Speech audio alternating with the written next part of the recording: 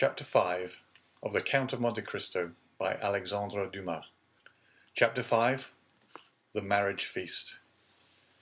The morning sun rose clear and resplendent, touching the foamy waves into a network of ruby-tinted light. The feast had been made ready on the second floor at La Réserve, with whose arbour the reader is already familiar. The apartment, destined for the purpose, was spacious and lighted by a number of windows, over each of which was written in golden letters, for some inexplicable reason, the name of one of the principal cities of France. Beneath these windows, a wooden balcony extended the entire length of the house, and although the entertainment was fixed for 12 o'clock, an hour previous to that time, the balcony was filled with impatient and expectant guests, consisting of the favoured part of the crew of the Pharaon and other personal friends of the bridegroom, the whole of whom had arrayed themselves in their choicest costumes, in order to do greater honour to the occasion. Various rumours were afloat to the effect that the owners of the Pharaon had promised to attend the nuptial feast, but all seemed unanimous in doubting that an act of such rare and exceeding condescension could possibly be intended. Danglars, however, who now made his appearance accompanied by Caderousse, effectually confirmed the report, stating that he had recently conversed with M. Morel, who had himself assured him of his intention to dine at La Réserve. In fact, a moment later M. Morel appeared, and was saluted with an enthusiastic burst of applause from the crew of the Pharaon, who hailed the visit of the shipowner as a sure indication that the man whose wedding feast he thus delighted to honour would ere long be first in command of the ship. And as Dante was universally beloved on board his vessel, the sailors put no restraint on their tumultuous joy at finding that the opinion and choice of their superiors so exactly coincided with their own. With the entrance of M. Morel, Danglars and Caderousse were dispatched in search of the bridegroom, to convey to him the intelligence of the arrival of the important personage whose coming had created such a lively sensation, and to beseech him to make haste. Danglars and Caderousse set off upon their errand at full speed, but ere they had gone many steps, they perceived a group advancing towards them, composed of the betrothed pair, a party of young girls in attendance on the bride, by whose side walked Dante's father, the whole brought up by Fernand, whose lips wore their usual sinister smile. Neither Mercédès nor Edmond observed the strange expression of his countenance. They were so happy that they were conscious only of the sunshine and the presence of each other. Having acquitted themselves of their errand, and exchanged a hearty shake of the hand with Edmond, Danglars and Caderousse took their places beside Fernand and old Dante, the latter of whom attracted universal notice. The old man was attired in a suit of glistening watered silk, trimmed with steel buttons, beautifully cut and polished. His thin but wiry legs were arrayed in a pair of richly embroidered clocked stockings, evidently of English manufacture, while from his three-cornered hat depended a long streaming knot of white and blue ribbons. Thus he came along, supporting himself on a curiously carved stick, his aged countenance lit up with happiness, looking for all the world like one of the aged dandies of 1796, parading the newly opened garden of the Tuileries and Luxembourg. Beside him glided Caderousse, whose desire to partake of the good things provided for the wedding party had induced him to become reconciled to the Dantes, father and son, although there still lingered in his mind a faint and unperfect recollection of the events of the preceding night, just as the brain retains on waking in the morning the dim and misty outline of a dream. As Danglars approached the disappointed lover, he cast on him a look of deep meaning, while Fernand, as he slowly paced behind the happy pair, who seemed in their own unmixed content to have entirely forgotten that such a being as himself existed, was pale and abstracted. Occasionally, however, a deep flush would overspread his countenance, and a nervous contraction distort his features, while, with an agitated and restless gaze, he would glance in the direction of Marseille, like one who either anticipated or foresaw some great and important event. Dante himself was simply but becomingly clad in the dress peculiar to the merchant service, a costume somewhat between a military and a civil garb, and with his fine countenance, radiant with joy and happiness, a more perfect specimen of manly beauty could scarcely be imagined. Lovely as the Greek girls of Cyprus or Chios, Mercedes boasted the same bright flashing eyes of jet and ripe round coral lips. She moved with the light free step of an Arlesienne or an Andalusian. One more practice in the arts of great cities would have hid her blushes beneath a veil, or at least have cast down her thickly fringed lashes, so as to conceal the liquid lustre of her animated eyes. But on the contrary, the delighted girl looked around her with a smile that seemed to say, "If you are my friends, rejoice with me, for I am very happy." As soon as the bridal party came in sight of La Réserve, Monsieur Morel descended and came forth to meet it, followed by the soldiers and sailors there assembled, to whom he had repeated the promise already given, that Dante should be the successor to the late Captain Leclerc. Edmond, at the approach of his patron, respectfully placed the arm of his affianced bride within that of Monsieur Morel, who forthwith, conducting her up the flight of wooden steps leading to the chamber in which the feast was prepared, was gaily followed by the guests, beneath whose heavy tread the slight structure creaked and groaned for the space of several minutes. "Father," said Mercedes, stopping when she had reached the centre of the table, "sit, I pray you, on my right hand. On my left I will place him who has ever been as a brother to me," pointing with a soft and gentle smile to Fernand. But her words and look seemed to inflict the direst torture on him, for his lips became ghastly pale, and even beneath the dark hue of his complexion the blood might be seen retreating as though some sudden pang drove it back to the heart. During this time, Dante, at the opposite side of the table, had been occupied in similarly placing his most honoured guests. Monsieur Morel was seated at his right hand, Danglars at his left, while at a sign from Edmond, the rest of the company ranged themselves as they found it most agreeable. When they began to pass around the dusky piquant Arlesian sausages and lobsters in their dazzling red cuirass, prawns of large size and brilliant colour, the échinu, with its prickly outside and dainty morsel within, the clovy, esteemed by the epicure of the south as more than rivalling the exquisite flavour of the oyster, all the delicacies, in fact, that are cast up by the wash of waters on the sandy beach, and styled by the grateful fishermen fruits of the sea. "A pretty silence, truly," said the old father of the bridegroom, as he carried to his lips a glass of wine of the hue and brightness of the topaz, and which had just been placed before Mercedes herself. "Now, would anybody think that this room contained a happy, merry party, who desired nothing better than to laugh and dance the hours away?" "Ah," sighed Caderousse, "a man cannot always feel happy, because he is about to be married." "The truth is," replied Dante, "that I am too happy for noisy mirth. If that is what you meant by your observation, my worthy friend, you are right. Joy takes a strange effect at times. It seems to oppress us almost the same as sorrow." Danglars looked towards Fernand, whose excitable nature received and betrayed each fresh impression. "Why, what ails you?" asked he of Edmond. "Do you fear any approaching evil?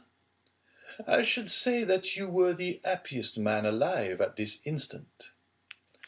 "And that is the very thing that alarms me," returned Dante. "Man does not appear to me to be intended to enjoy felicity so unmixed. Happiness is like the enchanted palaces we read in our childhood, where fierce, fiery dragons defend the entrance and approach, and monsters of all shapes and kinds, requiring to be overcome ere victory is ours. I own that I am lost in wonder to myself, promoted to an honour of which I feel myself unworthy, that of being the husband of Mercedes." "Nay, nay," cried Caderousse, smiling, "you have not attained that honour yet. Mercedes is not your wife yet. Just assume the tone and manner of a husband, and see how she will remind you that your hour is not yet come." The bride blushed, while Fernand, restless and uneasy, seemed to start at every fresh sound, and from time to time wiped away the large drops of perspiration that gathered on his brow. "Well, never mind that, neighbour Caderousse. It is not worth while to contradict me for such a trifle as that. It is true that Mercedes is not actually my wife yet, but," added he, drawing out his watch, "in an hour and a half she will be." A general exclamation of surprise ran round the table, with the exception of the elder Dante, whose laugh displayed the still perfect beauty of his large white teeth. Mercedes looked pleased and gratified, while Fernand grasped the handle of his knife with a convulsive clutch. "In an hour?" inquired Danglars, turning pale. "How is that, my friend?" "Why, thus it is," replied Dante. "Thanks to the influence of Monsieur Morrel, to whom next to my father I owe every blessing I enjoy, every difficulty has been removed. We have purchased permission to waive the usual delay, and at 2:30 the mayor of Marseille will be waiting for us at the city hall. Now, as 1:15 has already struck, I do not consider I have asserted too much in saying that in another hour and 30 minutes Mercedes will have become Madame Dante." Fernand closed his eyes. A burning sensation passed across his brow, and he was compelled to support himself by the table to prevent his falling from his chair. But in spite of all his efforts, he could not refrain from uttering a deep groan, which, however, was lost amid the noisy felicitations of the company. "Upon my word," cried the old man, "you make short work of this kind of affair. Arrived here only yesterday morning, and married today at 3:00. Commend me to a sailor for going the quick way to work." "But," asked Danglars in a timid tone, "how did you manage about the other formality, the contract, the settlement?" "The contract," answered Dante laughingly, "it didn't take long to fix that. Mercedes has no fortune. I have none to settle on her, so you see our papers were quickly written out, and certainly do not come very expensive." This joke elicited a fresh burst of applause. "So that we presumed to be merely the betrothal feast turns out to be the actual wedding dinner," said Danglars. "No, no," answered Dante, "don't imagine I am going to put you off in that shabby manner. Tomorrow morning I start for Paris, 4 days to go, and the same to return, with 1 day to discharge the commission entrusted to me, is all the time I shall be absent. I shall be back here by the 1st of March, and on the 2nd I give my real marriage feast." This prospect of fresh festivity redoubled the hilarity of the guests to such a degree that the elder Dante, who at the commencement of the repast had commented upon the silence that prevailed, now found it difficult, amid the general din of voices, to obtain a moment's tranquillity in which to drink to the health and prosperity of the bride and bridegroom. Dante, perceiving the affectionate eagerness of his father, responded by a look of grateful pleasure, while Mercedes glanced at the clock and made an expressive gesture to Edmond. Around the table reigned that noisy hilarity which usually prevails at such a time among people sufficiently free from the demands of social position not to feel the trammels of etiquette. Such as at the commencement of the repast had not been able to seat themselves according to their inclination rose unceremoniously and sought out more agreeable companions. Everybody talked at once, without waiting for a reply, and each one seemed to be contented with expressing his or her own thoughts. Fernand's paleness appeared to have communicated itself to Danglars, As for Fernand himself, he seemed to be enduring the tortures of the damned. Unable to rest, he was among the first to quit the table, and, as though seeking to avoid the hilarious mirth that rose in such deafening sounds, he continued, in utter silence, to pace the farther end of the salon. Caderousse approached him, just as Danglars, whom Fernand seemed most anxious to avoid, had joined him in a corner of the room. "Upon my word," said Caderousse, from whose mind the friendly treatment of Dante, united with the effect of the excellent wine he had partaken of, had effaced every feeling of envy or jealousy at Dante's good fortune.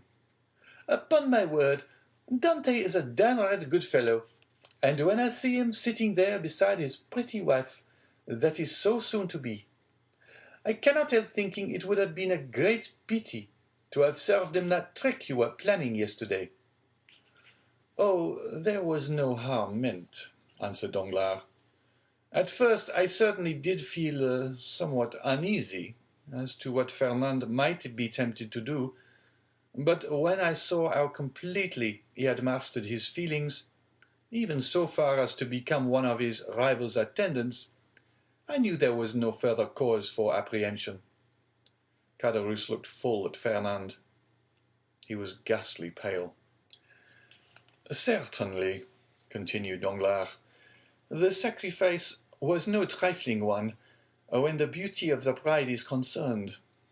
Upon my soul, that future captain of mine is a lucky dog. Gad, I only wish he would let me take his place." "Shall we not set forth?" asked the sweet silvery voice of Mercédès. 2 o'clock has just struck, and you know we are expected in a quarter of an hour." To be sure," cried Dante, eagerly quitting the table. "Let us go directly." His words were re-echoed by the whole party with vociferous cheers. At this moment, Danglars, who had been incessantly observing every change in Fernand's look and manner, saw him stagger and fall back, with an almost convulsive spasm, against a seat placed near one of the open windows. At the same instant, his ear caught a sort of indistinct sound on the stairs, followed by the measured tread of soldiery, with the clanking of swords and military accoutrements.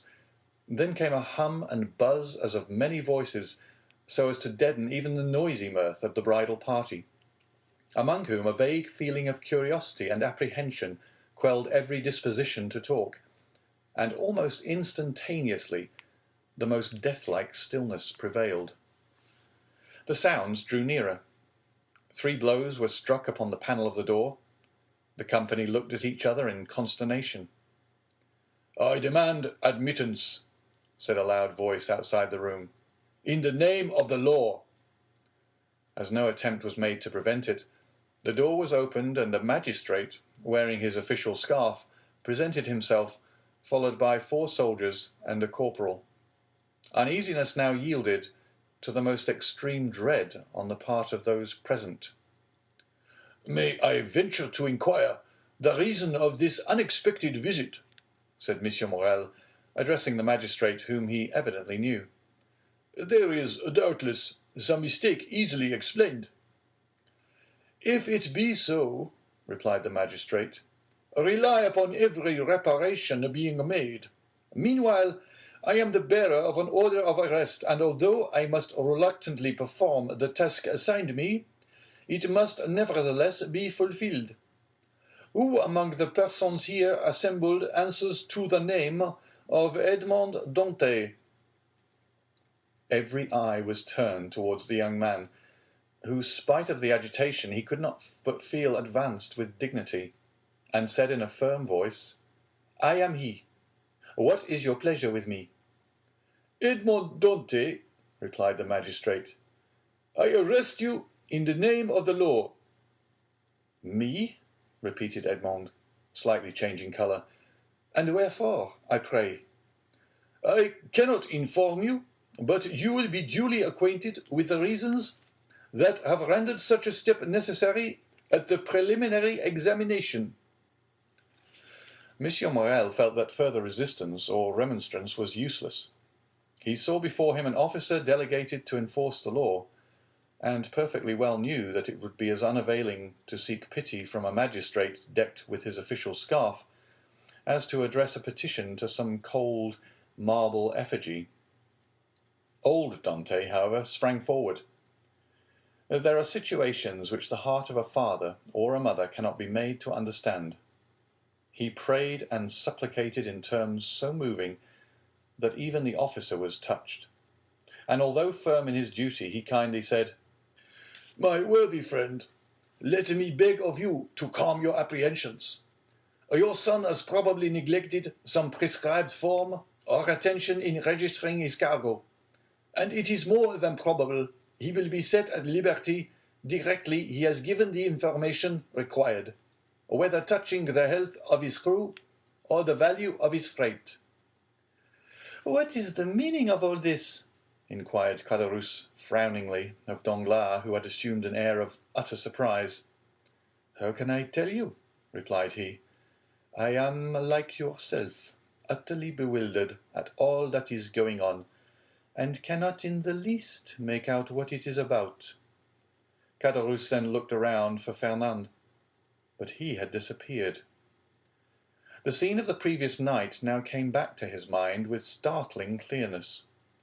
The painful catastrophe he had just witnessed appeared effectually to have rent away the veil which the intoxication of the evening before had raised between himself and his memory. So, said he in a hoarse and choking voice to Danglars, "this, then, I suppose, is a part of the trick you were concerting yesterday. All I can say is, that if it be so, 'tis an ill turn, and well deserves to bring double evil on those who have projected it." "Nonsense," returned Danglars. "I tell you again, I have nothing whatever to do with it.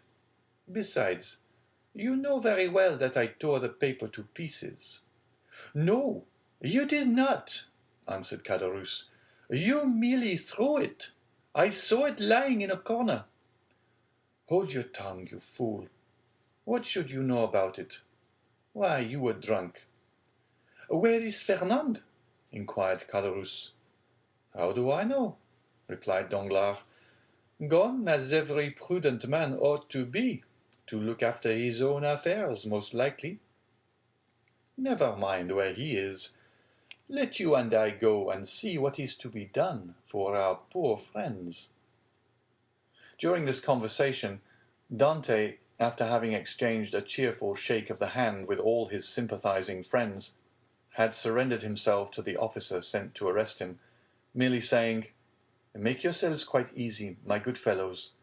There is some little mistake to clear up. That's all, depend upon it, and very likely I may not have to go so far as the prison to effect that."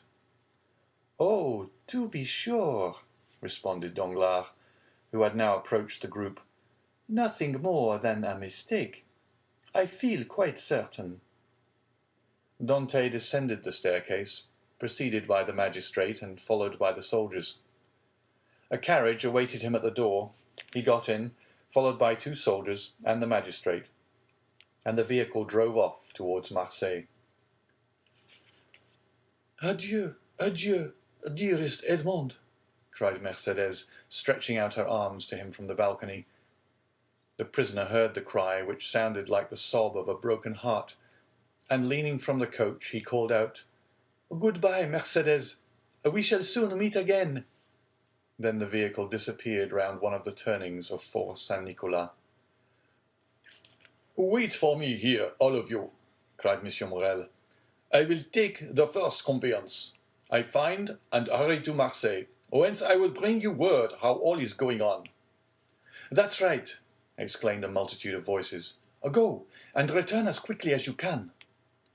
This second departure was followed by a long and fearful state of terrified silence on the part of those who were left behind. The old father and Mercédès remained for some time apart, each absorbed in grief. But at length the 2 poor victims of the same blow raised their eyes and, with simultaneous burst of feeling, rushed into each other's arms. Meanwhile, Fernand made his appearance. poured out for himself a glass of water with a trembling hand, then hastily swallowing it, went to sit down at the first vacant place, and this was, by mere chance, placed next to the seat on which poor Mercedes had fallen, half fainting.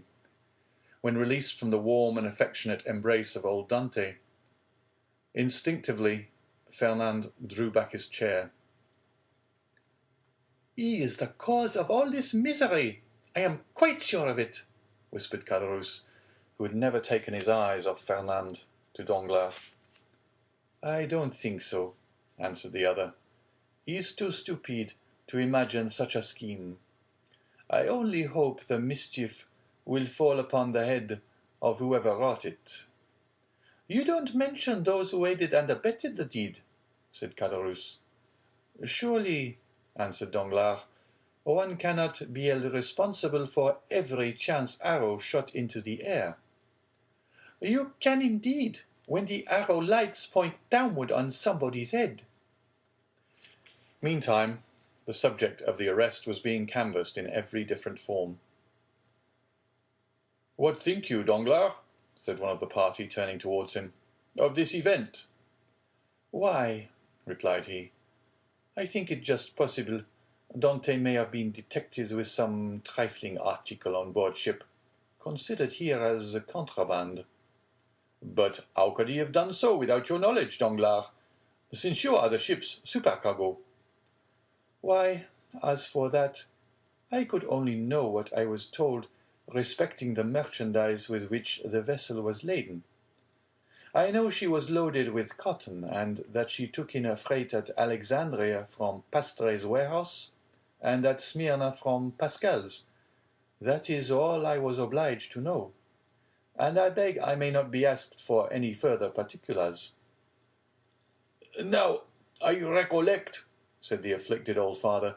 "My poor boy told me yesterday he had got a small case of coffee and another of tobacco for me." "There, you see," exclaimed Danglars. "Now the mischief is out. Depend upon it, the custom-house people went rummaging about the ship in our absence, and discovered poor Dante's hidden treasures." Mercedes, however, paid no heed to this explanation of her lover's arrest. Her grief, which she had hitherto tried to restrain, now burst out in a violent fit of hysterical sobbing. "Come, come," said the old man, "be comforted, my poor child. There is still hope." "Hope," repeated Danglars. "Hope," faintly murmured Fernand, but the words seemed to die away on his pale, agitated lips, and a convulsive spasm passed over his countenance. "Good news! Good news!" shouted forth one of the party stationed in the balcony on the lookout. "Here comes Monsieur Morrel back. No doubt now we shall hear that our friend is released." Mercedes and the old man rushed to meet the shipowner, and greeted him at the door. He was very pale. "What news?" exclaimed a general burst of voices. "Alas, mes friends," replied Monsieur Morrel, with a mournful shake of his head, "the thing has assumed a more serious aspect than I expected." "Oh, indeed, sir, he is innocent," sobbed forth Mercedes. "That I believe," answered Monsieur Morrel, "but still he is charged." "With what?" inquired the elder Dante. "With being an agent of the Bonapartist faction." And many of our readers may be able to recollect how formidable such an accusation became in the period of which our story is dated. A despairing cry escaped the pale lips of Mercedes. The old man sank into a chair. "Ah, Danglars," whispered Caderousse, "you have deceived me. The trick you spoke of last night has been played. But I cannot suffer a poor old man or an innocent girl to die of grief through your fault. I am determined to tell them all about it." "Be silent, you simpleton," cried Danglars, grasping him by the arm, "or I will not answer even for your own safety. Who can tell whether Dante be innocent or guilty? The vessel did touch at Elba, where he quitted it and passed a whole day in the island. Now, should any letters or other documents of a compromising character be found upon him, will it not be taken for granted that all who uphold him are his accomplice? With the rapid instinct of selfishness, Caderousse readily perceived the solidity of this mode of reasoning. He gazed doubtfully, wistfully on Danglars, and then caution supplanted generosity. "Suppose we wait a while, and see what comes of it," said he, casting a bewildered look on his companion. "To be sure," answered Danglars, "let us wait, by all means. If he be innocent, of course he will be set at liberty. If guilty, why, it is no use involving ourselves in a conspiracy. Let us go, then. I cannot stay here any longer." "With all my heart," replied Danglars, pleased to find the other so tractable. "Let us take ourselves out of the way, and leave things for the present to take their course." After their departure, Fernand, who had now again become the friend and protector of Mercédès, led the girl to her home, while the friends of Dante conducted the now half-fainting man back to his abode. The rumour of Edmond's arrest as a Bonapartist agent was not slow in circulating throughout the city. "Could you ever have credited such a thing, my dear Danglars?" asked M. Morrel, as on his return to the port for the purpose of gleaning fresh tidings of Dante from M. de Villefort, the assistant procureur, he overtook his supercargo and Caderousse. "Could you believe such a thing possible?"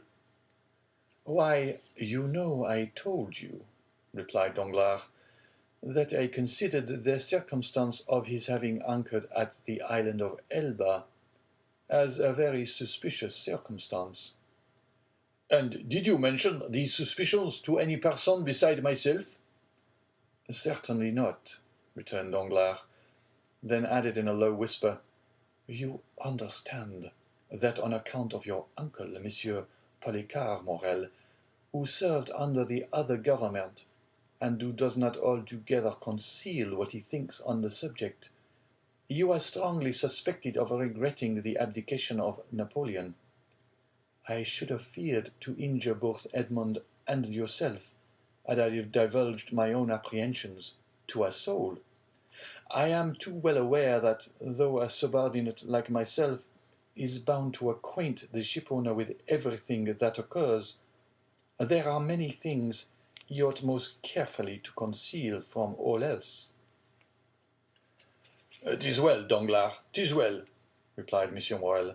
"You are a worthy fellow, and I had already thought of your interests in the event of poor Edmond having become captain of the Pharaon." "Is it possible you were so kind?" "Yes, indeed. I had previously inquired of Dante what was his opinion of you, and if he should have any reluctance to continue you in your post. For somehow I have perceived a sort of coolness between you." "And what was his reply?" "That he certainly did think he had given you offence in an affair which he merely referred to without entering into any particulars, but that whoever possessed the good opinion and confidence of the ship's owner would have his preference also." "The hypocrite," murmured Danglars. "Poor Dante," said Caderousse. "No one can deny his being a noble-hearted young fellow." "But meanwhile," continued Miss Morrel, "here is the Pharaon without a captain." "Oh," replied Danglars, "since we cannot leave this port for the next 3 months, let us hope that ere the expiration of that period, Dante will be set at liberty." "No doubt. But in the meantime—" "I am entirely at your service, Monsieur Morrel," answered Danglars. "You know that I am as capable of managing a ship as the most experienced captain in the service, and it will be so far advantageous to you to accept my service, that upon Edmond's release from prison, no further change will be requisite on board the Pharaon than for Dante and myself each to resume our respective posts. Thanks, Danglars. That will smooth over all difficulty. I fully authorize you at once to assume the command of the Pharaon, and look carefully to the unloading of her freight. Private misfortune must never be allowed to interfere with business. Be easy on that score, Monsieur Morel. But do you think we shall be permitted to see our poor Edmond? I will let you know that directly. I have seen Monsieur de Villefort, whom I shall endeavour to interest in Edmond's favour. I am aware he is a furious royalist, but in spite of that, and of his being a king's attorney, he is a man like yourselves, and I fancy not a bad sort of one. Perhaps not, replied Danglars, but I hear that he is ambitious, and that's rather against him. Well, well, returned M. Morel, we shall see. But now hasten on board. I will join you there ere long. So saying, the worthy shipowner quitted the two allies, and proceeded in the direction of the Palais de Justice. You see, said Danglars, addressing Caderousse, the turn things have taken. Do you still feel any desire to stand up in his defence? Not the slightest, but yet it seems to me a shocking thing that a mere joke should lead to such consequences.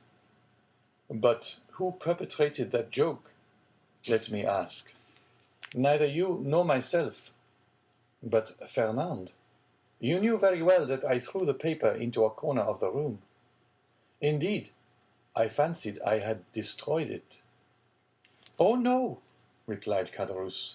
That I can answer for you. You did not.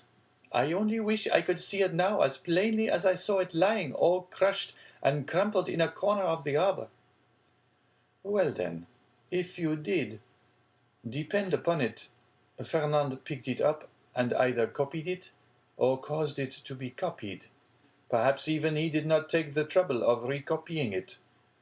And now I think of it, by heavens, he may have sent the letter himself. Fortunately for me, the handwriting was disguised. Then you are aware of Dante being engaged in a conspiracy? Not I. As I before said, I thought the whole thing was a joke, nothing more. It seems, however, that I have unconsciously stumbled upon the truth. Still, argued Caderousse, I would give a great deal if nothing of the kind had happened, or at least that I had had no hand in it. You will see, Danglars, that it will turn out an unlucky job for both of us. Nonsense. If any harm come of it, it should fall on the guilty person, and that you know is Fernand. How can we be implicated in any way? All we have to do is to keep our own counsel and remain perfectly quiet, not breathing a word to any living soul. And you will see that the storm will pass away without in the least affecting us. Amen, responded Caderousse, waving his hand in token of adieu to Danglars, and bending his steps towards the Allée de Meilhan, moving his head to and fro, and muttering as he went, after the manner of one whose mind was overcharged with one absorbing idea. So far, then, said Danglars, mentally, all has gone as I would have it. I am temporarily commander of the Pharaon, with the certainty of being permanently so, if that fool of a Caderousse can be persuaded to hold his tongue. My only fear is the chance of Dante being released. But there, he is in the hands of justice. And, added he with a smile, she will take her own. So saying, he leapt into a boat, desiring to be rowed on board the Pharaon, where Monsieur Morel had agreed to meet him. End of chapter 5.